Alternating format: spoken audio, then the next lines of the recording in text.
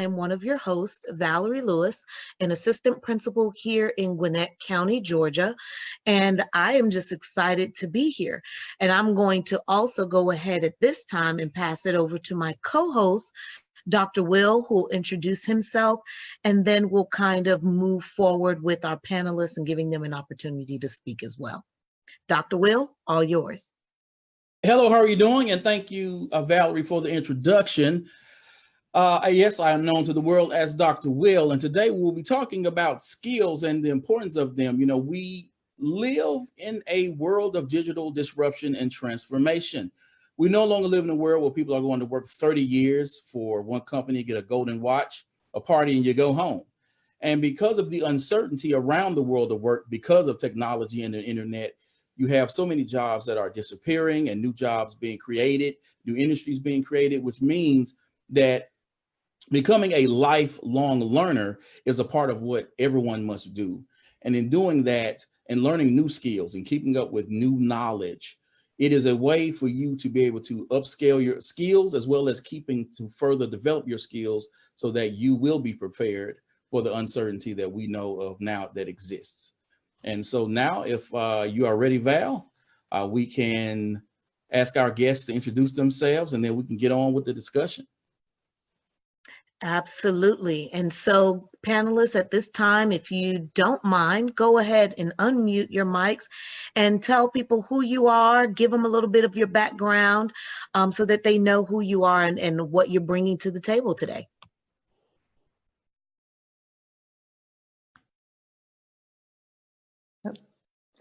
I'll just start then. Hi, I'm Hannah Sachs. I am Technology Integration Specialist at the International School of Lausanne in Switzerland. It's about 8 o'clock at night here in Switzerland. So my role has kind of evolved. Originally, I started out as a school librarian, and then I came to ISL at the start of last school year. And my job there was 50-50 library and technology integration.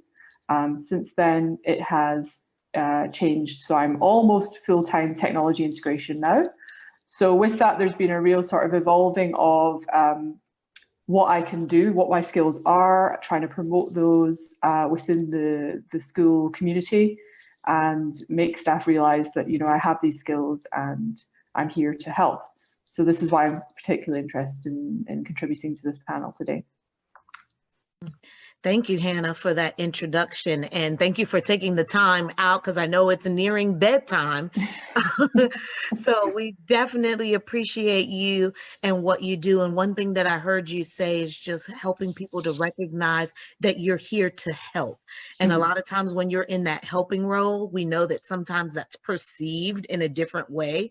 And so it's really about how you communicate what you have to offer so that people are receptive to it. And we'll talk a little bit more about that, but welcome and thank you. And we're looking forward to learning a lot from you in this session.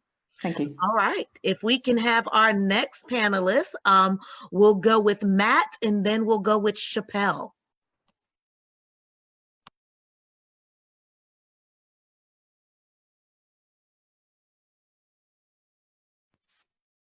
We don't hear you, Matt.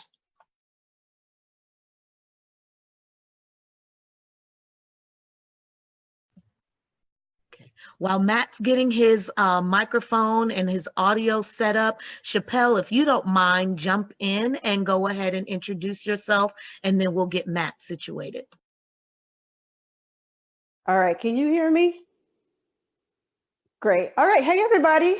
My name is Chappelle Billings. I am an educator with over 2 decades of experience. I started my career off in the Chicagoland area. And now I am in Texas. I was an instructional designer for a large school district here in the Dallas-Fort Worth area.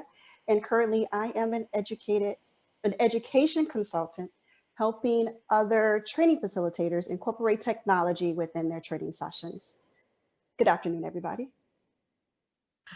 Awesome, Chappelle. We are glad that you are here, and we're looking forward to hearing, because when you talk about being an educational consultant, people automatically assume that you better have some skills that I can learn from. So we're looking forward to hearing how you are using your skill set to help develop people in that role. So thank you once again for being one of our panelists. Absolutely. All right, we'll try Matt again. Matt, let's see if we've got some sound from you.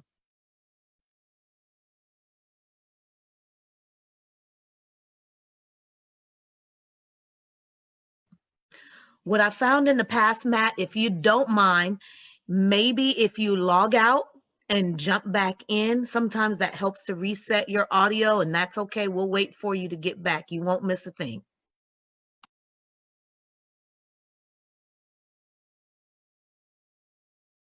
All right, and while we're waiting for Matt to get back, how about we go ahead, Dr. Will, and jump in with question number 1.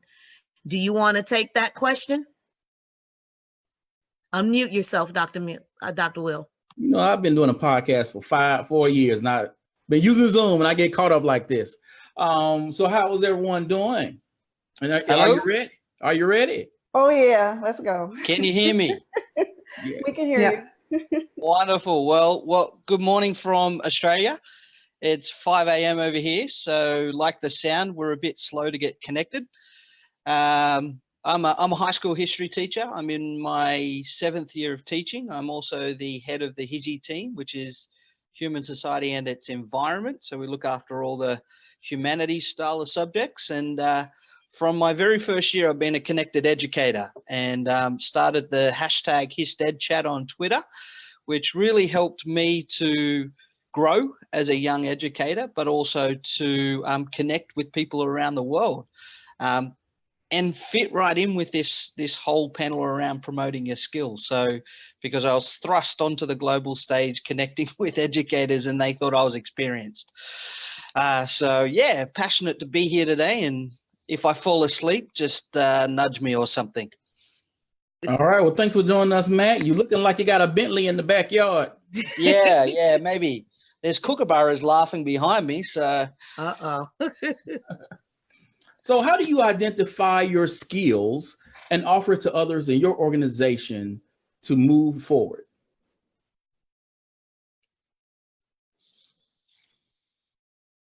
Everyone don't have, y'all can jump on in now.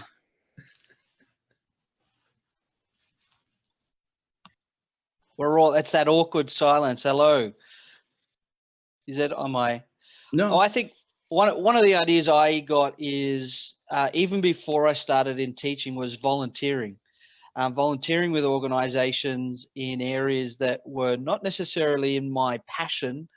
Well, in my passion, but not in areas that I had experience in, helped me to identify areas that I actually was strong at.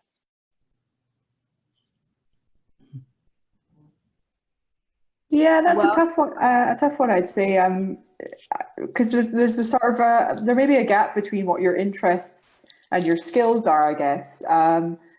But for me, it's always been kind of I know what I like to do in class. I know what I like to share with my students, and that's usually where I go from in terms of I know that I enjoy this. I know that my kids get enjoyment from it. So why not share that also with the homeroom teachers and say, hey, this is something that we like, and I think this is something that you could use in your room as well.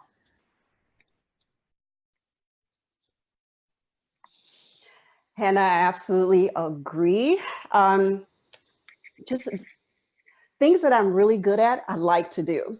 And when I'm working either as a teacher or an administrator, if someone asked me, Chappelle, would you help me with this? I really need assistance. I see that you're good at that. Then I don't know where I got something here. Sure, I'll help you. So that's, just if people are asking you for assistance, then you can kind of identify your strengths from there.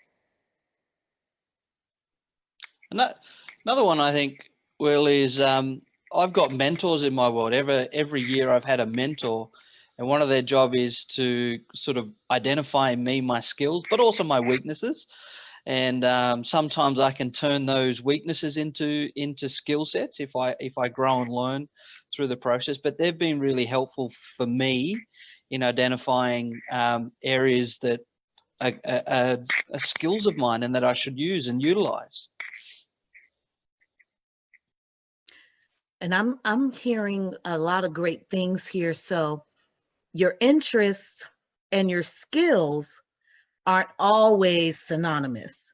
So I'm interested in photography and graphics, but do I have those skills? Absolutely not. And we see it all the time on television, right? If you look at American Idol, there are those people who, oh boy, they love to sing. I mean, what was the little Asian dude that was on there? Yeah. I mean, he was spirited about singing, but did he truly have the skill set to be an artist or to be recognized or to have a record deal? He did not. Now he got one though, but he did not have that skill set. So one thing I heard Chappelle mention is, what are people in your building naturally coming to you for and asking you for help? You may not even recognize that as a strength or a skill set, but other people do. And so being able to be in tune with what people around you are flocking to you for is certainly one way to definitely identify your skill set. Absolutely, yeah, I really agree with you there, Valerie. Before I really even considered technology education as a career, when I was working in libraries, often just even colleagues were coming to me because they knew I was good at computers and asking me questions. And it was then I started to think, hey, you know, in that case, I am interested in technology. People keep saying to me, oh, you're so good at this, you know, and it did start the kind of the cogs turning in my brain that, hey, maybe this is something I could start to move into as a career. Another way for you to identify your skills is to look at your gifts. And what I mean by that is, you know, a lot of times we do things and we do them so naturally that we don't even look at them as gifts. Where other people, as you mentioned, may say, hey, you're good at this. But this comes from, and gaining that clarity is from actually doing the work. And once you start doing the work, you'll start to be able to see, oh, I'm pretty good at this. You know, I have some talent here. Versus, as Valerie said earlier, about how you can have a passion for a lot of things, but do you have the actual strengths, the skills to actually work in that area? Dr. Will, I absolutely agree. Sometimes it's easier to work with your strengths instead of trying to work going against the grain. So if I know I am good with being connected with technology and not so good at another area, then I will focus on the particular area that I'm good at, but I'm not going to leave the weaknesses out there. I'm all about professional and personal growth. So I'm going to be YouTubing. If I'm not good at something, I'm on YouTube or I'm connected with my mentor, calling somebody up and asking them, how can I get better at this? So we cannot be, just continue working within our strengths, because we're not going to grow that way. Very good point. Very good point, guys. So much great insight there. So let's transition to question number 2. So once we identify these skills, or we're looking around us and people have kind of helped us in a sense to identify them, or as you mentioned, we know our strengths, but now let's hone in on those weaknesses and build that skill set there as well. What skills would you all say, and we'll start with Matt, then we'll go to Hannah and then Chappelle. What skills would you say are most important for people to have and that are universal, meaning they're not just specific to this industry? So what would you consider some of the most important or universal skills that everyone should have across the board? Unmute yourself, Matt. I'll get there. Using technology, I guess, is one of those, muting, unmuting.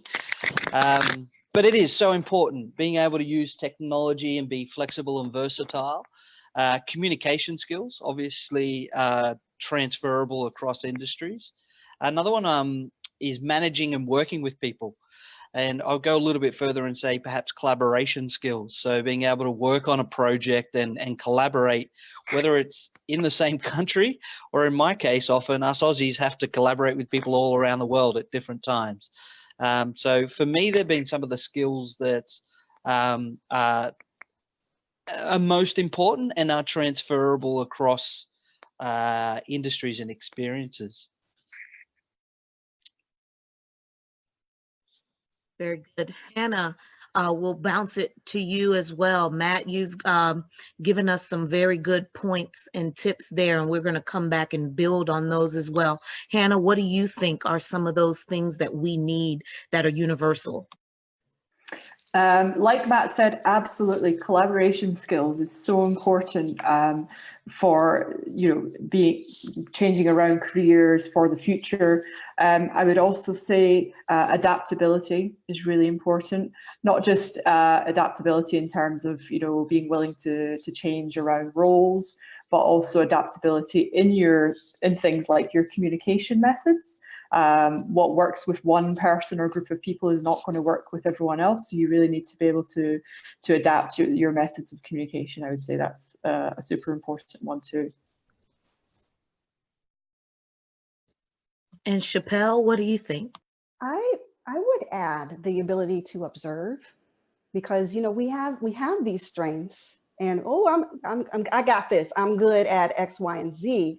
But sometimes what you need to do is just step back, observe the team that you are around, establish those relationships, then see how you can support them without being overbearing. So just that piece of just observing, and then seeing where you get in, where you fit in, especially in the beginning. If you're coming into a new team, just observing and seeing exactly how you can support the other people around you. Very good. Dr. Will, I'm going to bring you in on this one as well. So I've heard collaboration, communication, adaptability, which almost like flexibility, and then to be able to observe, which also sounds to me like being able to listen in some capacity. Are there some additional things, Dr. Will, that you think should be universal that everyone should have? Being agile, being able to be fluid in how you move between spaces and careers. There are teachers that we know of that they're now coming into a field where technology is coming into the classroom, and we're talking about transformation, and we're talking about blended learning and those things. But what happens when their school district comes to them with a 5-year plan to where they're going to be completely teaching online, or they're going to come to work 2 days a week and 3 days a week teach online? Being agile, being able to move between different systems and different work situations is something that I think is a skill that we all need to have. And those are all great. So as we notice, there's not just one that we can say is the most important or universal, is what I gathered here. And that was the reason why we threw that question out, to see if there was going to be the one that we all consistently agreed upon. But in this age of technology, right? Let's think about our students or even teachers in the middle of a faculty meeting. What's everybody doing when we're trying to communicate with them? Everybody's doing what? Go ahead, you unmute your mics. Tell me. There you go. Yep. Everybody is on their phones. So how do we get people to realize sometimes we need to step back, we need to listen, we need to observe, we need to collaborate, we need to communicate? Because if I'm at the front and I'm looking for feedback, I'm looking for the head nods, I'm looking for the smiles on faces, me as a communicator, I'm thinking that maybe I'm doing something wrong, because what? My students aren't engaged, the faculty's not following me. So does that mean that that's no longer my skill set? I'm not communicating properly? How do I get beyond that? Anybody jump in. How do I then interpret or perceive me communicating with people and wanting them to communicate back, even if it's nonverbal, that maybe that's not my strength? Is that okay for me to assume that?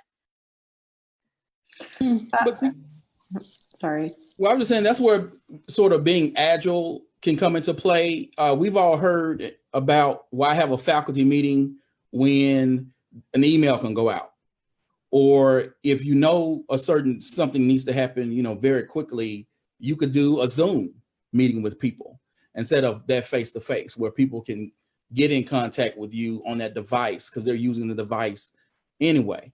Or you can actually pre-record a message and send out to people and not necessarily the face-to-face, because we've all been in, whether it's faculty meeting or trainings where things going on, you're like, okay, now when is lunch? The attention span isn't what it used to be.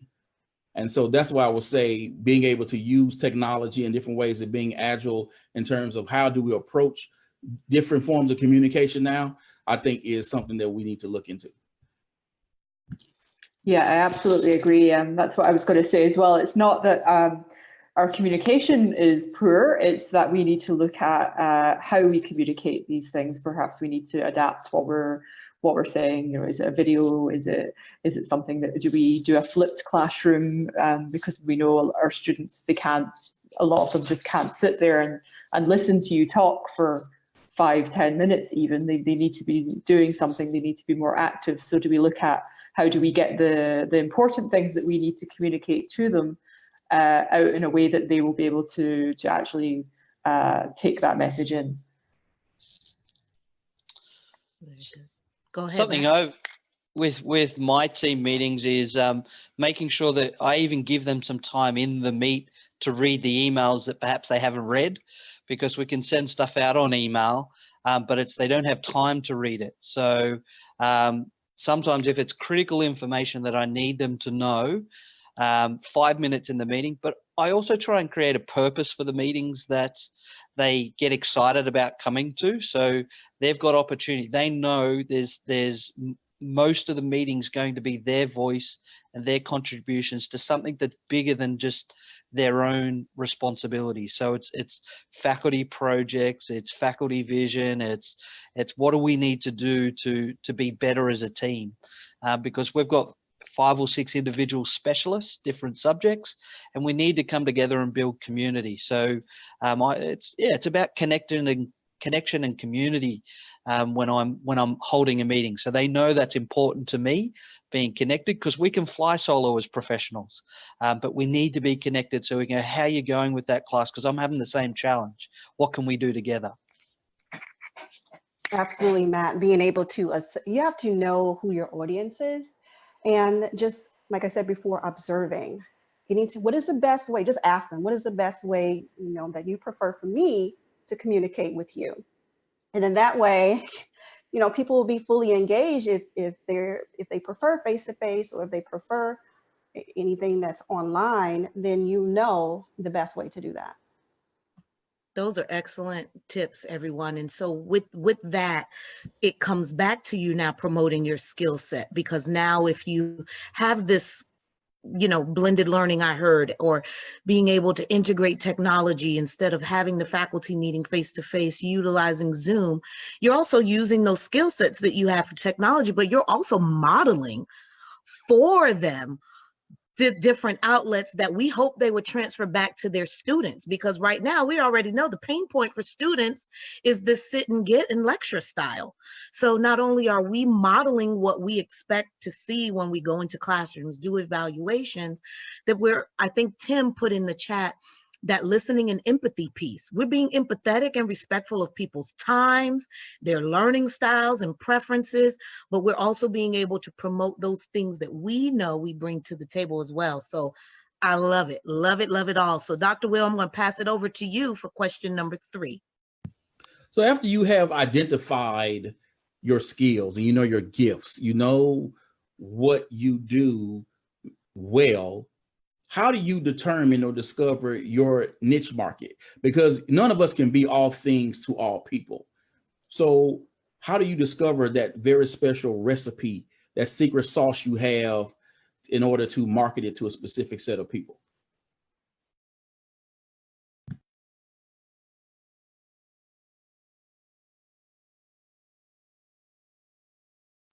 You can start, Hannah. Sorry.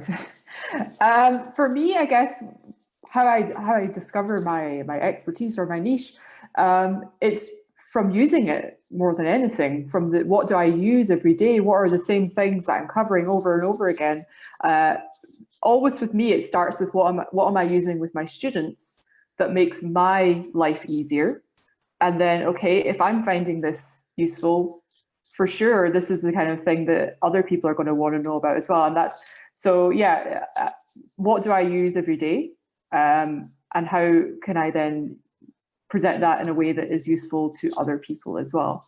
A perfect example of that recently for me would be discovering the Pear Deck add-on for Google Slides, which I use with my students. And straight away, I was like, I got to bring this into a staff meeting and show them this skill, this tool, because they're going to love it.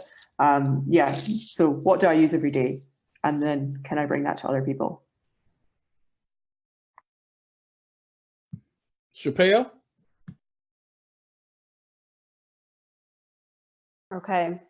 Well, Hannah, I absolutely agree with you. It is, for me, about what I use every single day within my work stream, and how can I empower other people? Because you can come to me and ask me questions about how to use it, but I'd rather show you those particular skills so that you're able to use those skills independently. About finding my niche, it is very, I think I'm still trying to find it out there, and build my presence and build my self-confidence within my particular niche. And I'm just going to be honest about that. I have all the skill set in the world that I'm there, but you just have to build that particular confidence within that skill set so you can support others within your particular niche. Matt? Got it. I think being in teams really helped me to find my niche early on, working with others. It was actually one of my colleagues in my very first week of teaching. I asked her, what's the best bit of advice you could give me? And she said, find your niche. So I guess from early on in my career, because there was 3 history teachers. So I started and she was the ancient specialist. The faculty head at the time was the modern specialist. So I became the history specialist for all 3 subjects. So if any of them were hit by the bus or went off on maternity leave or paternity leave, I could be the guy that could step in, which is part of the reason why I started the hashtag HistEdChat, because it meant, how do I be a history specialist? I need to be connected with the people around me. And it started just from a conversation. So I guess that challenge from people around me, but also the needs in the space helped to create the niche. Some of it wasn't necessarily because of me. It was because of what was the organization needing as well. And I was able to go, oh, I think I can do that actually. I'm going to have a go. So serving, I think what I've heard in the other panelists is it's about others. And so if you've got the skill set and there's need in others, then sometimes finding a niche is just about serving others' needs. That's deep.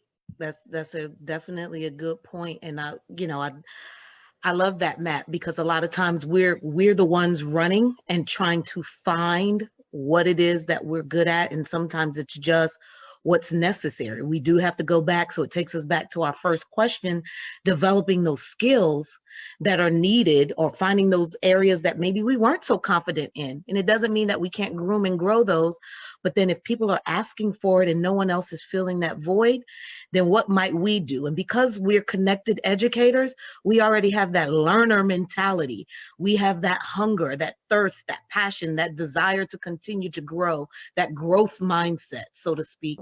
And so it allows us to become, flexible and marketable in that area. So I'm just piggybacking off of Matt and what Hannah and Chappelle said.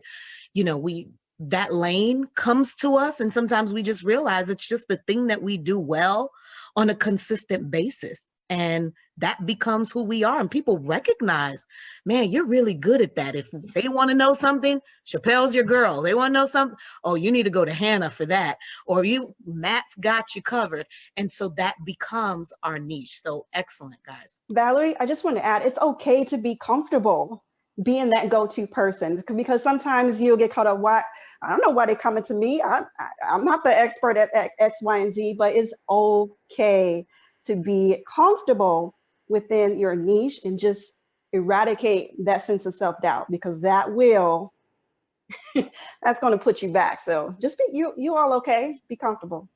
And can I add to that is the time piece. So one of the things that I wasn't comfortable with early was being a go-to person, because I was so early in my career.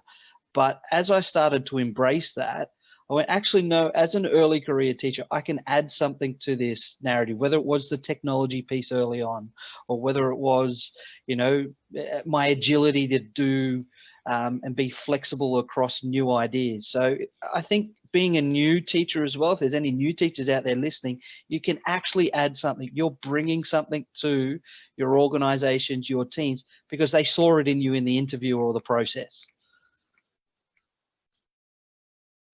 Absolutely, Matt. Mm-hmm. Yeah, you're right. Because I mean, how many times have we seen the new teacher just cower in the corner, right? Because they're like, man, I don't know what I'm talking about, because all these people have been here in the building. They're the experts, so I'll just listen. But so Matt, I mean, obviously for you, you're an anomaly, so to speak, because a lot of new teachers come into the profession almost afraid. You know, you see that, you know, bright eyes and bushy tail, but sometimes they don't know where to go, what to do, and they don't know if their voice really matters or will be valued. And you seem to, I mean, you got connected your first year. It took me several years to get connected. And I like to think I'm pretty extrovert, but you know, you came right in the gate saying, all right, I'm here. I got something to offer. Listen, people. But that was because I was afraid. and the way I deal with it is to connect with people. I'm an extrovert. So I was like, I connected with a doctor in history education down in Melbourne, because I wanted somebody's opinion outside of my colleagues who I could be honest with. And connection for me is how I deal with my challenges and how I deal with my problems and how I grow. So I was scared. Don't make me a superhero. Well, and it's important for you not to compare yourself to others. Absolutely. And understand and take ownership of the special seasonings that you drop on. You know, because especially because we're connected, right? So we're on Twitter and all these things, and we're seeing other folks out there, whether they're presenting all over the world, or they're doing this type of teaching, or they're writing these books, or they're doing all this stuff. And it's easy to get caught up into what they're doing and go, oh my gosh, I'm not doing anything. I don't have anything. I'm nothing. But that's not true. You have to understand, again, what you are doing well, what you're bringing to the table, what people are giving you those accolades, those nods for. And then from there, just make sure you put in the work and make sure it's popping. So Val, you're up next. We got all these extroverts speaking out there. What about the introverts like me? I'm an introvert who has to think like an extrovert. Like, for all the introverts out there, just start. You know, you can start slow. Just dip, like I said before in another podcast. Just kind of dip your toe in. If you're online, start by liking or making one comment or making connections with a small group. You don't have to go all in, and sometimes you have to come out of your brain. I'm not going to bring up Beyonce, but she has an alter ego. So if you got to come up with an alter ego in order to present yourself, that's exactly what you may have to do. Yeah, absolutely. It can be something as small as just, you know, following along on a hashtag chat, but you don't have to contribute if you don't want to. I have a colleague who I really look up to. I think she works really hard at, you know, building up her PD. she just started following me on Twitter. She's never tweeted a single thing, but she is learning something from Twitter every single day, because she is a little bit more introverted. She doesn't want to put herself out there so much. That's awesome. And so that transitions us into the next question. So where does content marketing come into play when promoting one's skills? So if we piggyback even off of the extrovert, introvert type of thing, how does content marketing help that to become a neutral playground for everyone where you can still promote your skills and have a voice even when not audible?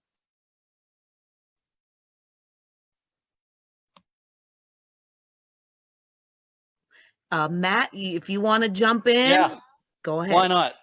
Well, I keep going back to this hashtag #HisDeadChat because it was really about creating a space where I could get some of my answers to questions I had. And so I would often, we'd host, there was 3 of us that really pioneered it. And it was just a conversation between us. And if other people wanted to join it, they could. And so it was about the questions, and that's really all that I added out there, and then just listened to the rest of the conversation.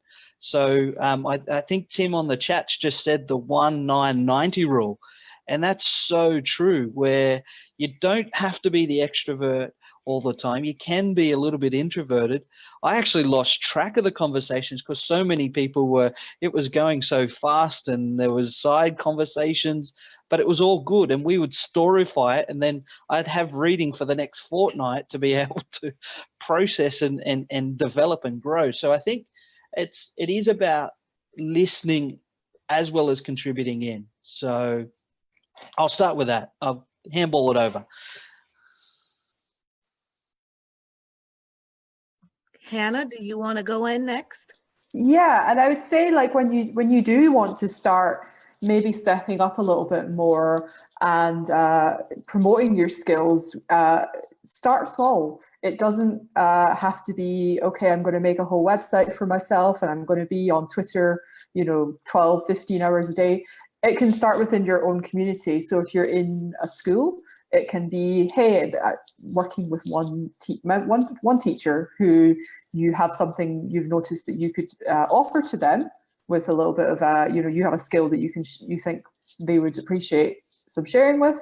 And then from there, it can really start to snowball into something bigger if you want it to. All it takes is choosing a few key colleagues maybe that you can help, and then from there other people absolutely will come to you when they hear. If one thing teachers love to do is they love to get together and talk in the staff room at break time and talk about what's going on, and if you're putting out something valuable, people will absolutely start to come to you.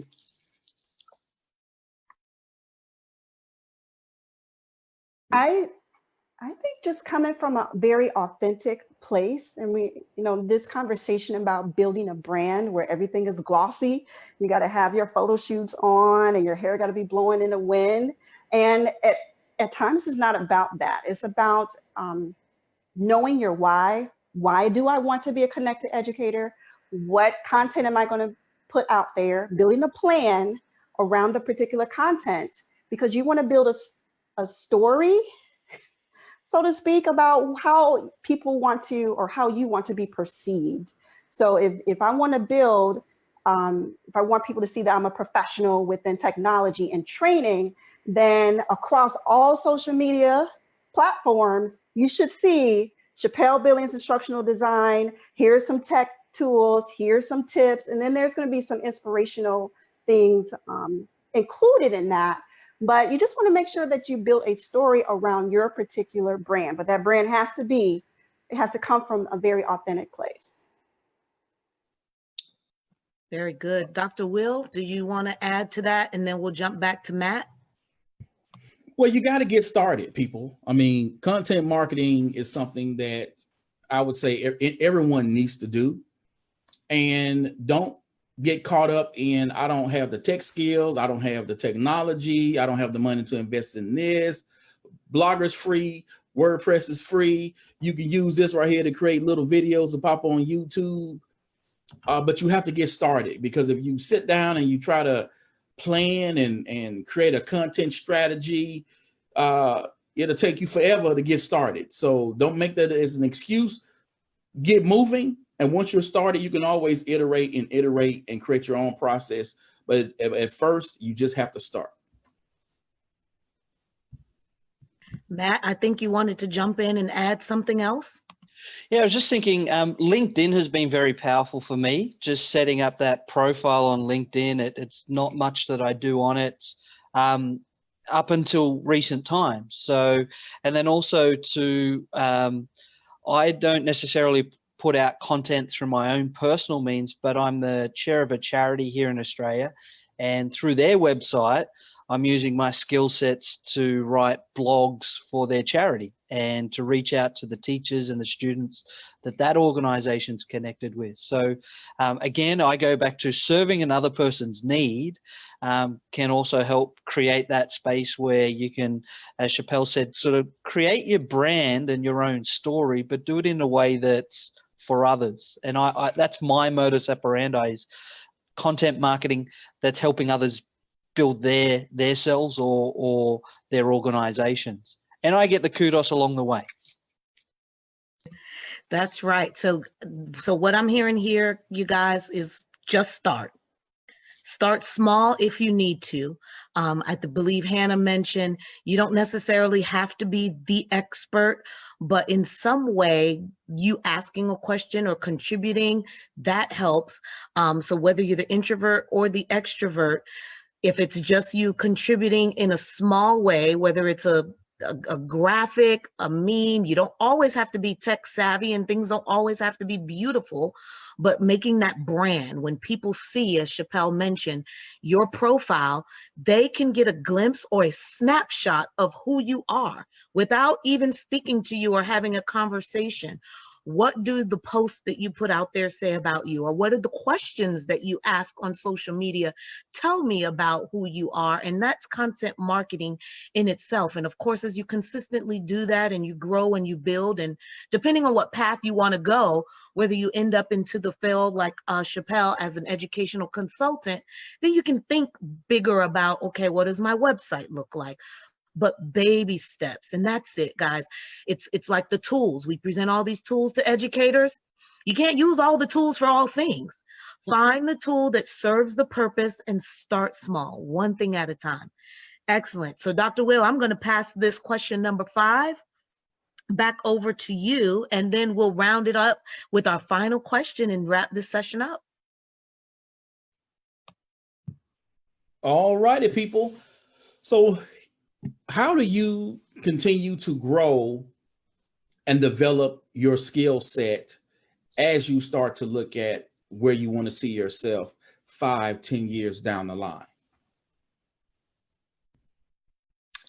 The greatest PD I've ever had is joining Twitter. I swear I get all my best ideas from there. I get not just ideas in terms of what I can use in the classroom, but ideas of what other people are doing to develop their skills. You know, people talking about, hey, there's this webinar coming up, or there's this chat that's happening right now.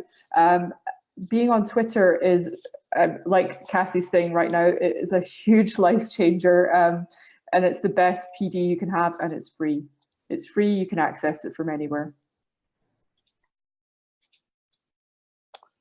For me, I love Twitter, but Boxer is getting me. I keep telling you about the power of establishing a professional learning network, the power of the PLN.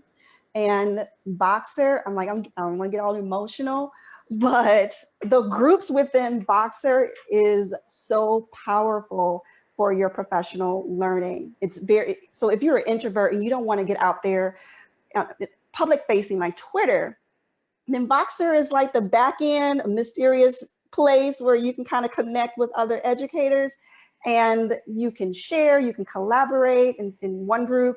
You can bare your soul and you feel like it's a very safe place, and you're going to get some genuine feedback. So my advice is just to get in a platform where you're very comfortable with learning from others and just establish that network, because you want to get around people that is going to push you to grow?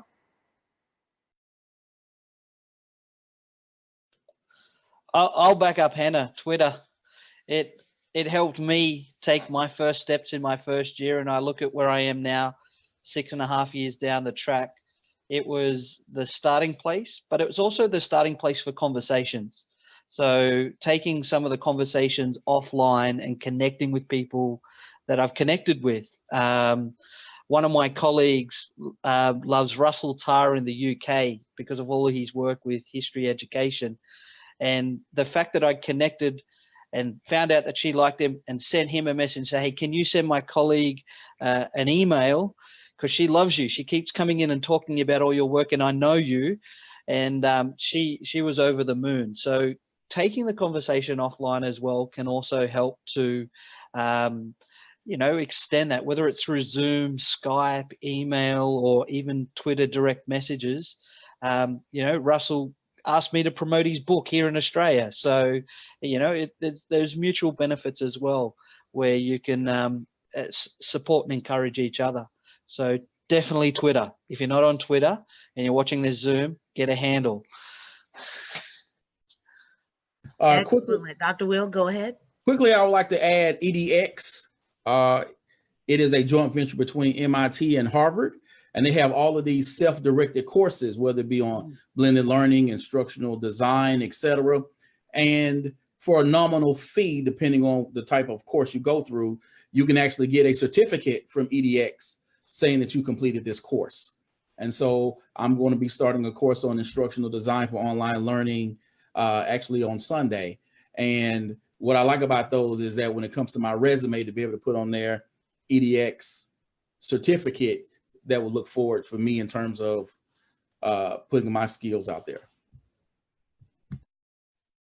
Excellent, excellent. So get connected, people, get a handle, like Matt said. And if you want to go a little bit deeper in a safe space, back channel type of situation, as Chappelle mentioned, get on Voxer.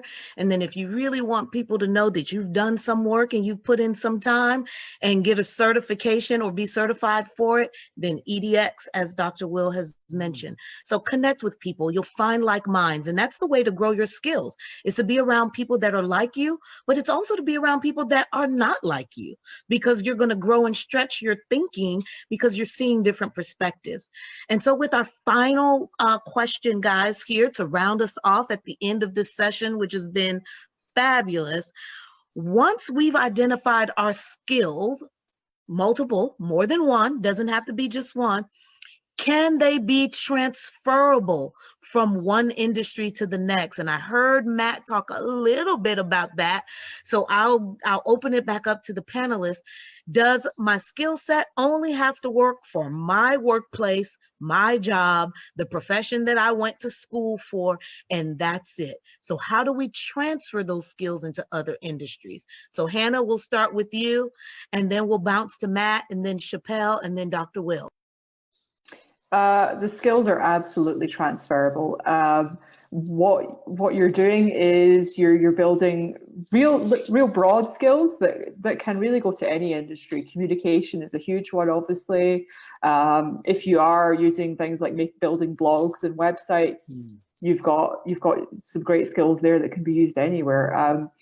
That's actually why I'm such a huge fan of, if you're putting together a resume, making it skills focused, putting all the skills there first before you actually go into the specific job experience that you have in terms of what your roles were, because I think skills should be up there first and foremost, especially if you are trying to make a change from one industry to another. Yeah, definitely. Many of the volunteering capacities, the boards that I sit on, are skills that I've developed and honed in the profession, but are being used now to serve these charities around the country. So yeah, definitely skills are transferable, particularly those skills that we identified early on that aren't profession specific. And we do our board meetings via Zoom.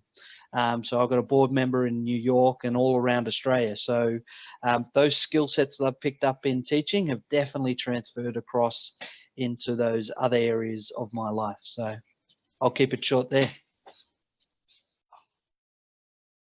I absolutely agree. You have to keep yourself marketable because you know the time you don't know what lies ahead a week from now or a year from now. You want to make sure that your skills, like Hannah said, are on your resume and you're going to be good to go across all areas.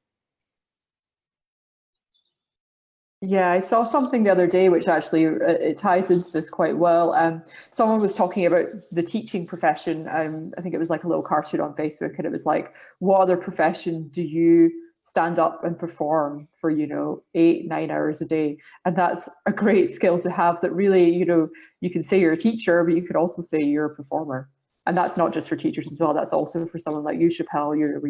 You're going out there and you're giving instruction. Absolutely. You guys, Dr. Will, unless you want to add something to this question, because, Dr. Will and I, we have these conversations on Voxer a lot. So thinking about those skills, as you guys mentioned with this last question, make those skills make money for you. Because as Chappelle mentioned, we don't know what life will bring. And so, yes, if teaching is your passion and that's your industry, but then also think about other industries that recognize the skill sets that we have as educators. I mean, we're jugglers. We know how to multitask. We wear multiple hats. Some of us are very organized and strategic in building out plans. And so, hey, why not get this company to cut you a $1,500 check, a $2,500 check, so that way you have that safe space. You've got some residual income. So promote your skills, amplify, get your content marketing out, brand yourself, figure out what the pain points are and those needs and serve that purpose. And guys, that's how you promote your skills. You're worth it. You're valuable, whether you're an introvert or an extrovert. Continue to be connected and know that what you do makes you valuable, not just to you, because that might be in your head, but to someone else. Someone needs what you have. So continue to remain encouraged, guys. Promote your skill set. This has been a fabulous panel. We enjoy the time. And please, those of us on this panel will connect with each other, but also connect with these panelists, guys, on Twitter. Thank you so much for your time, guys. And this has been our session.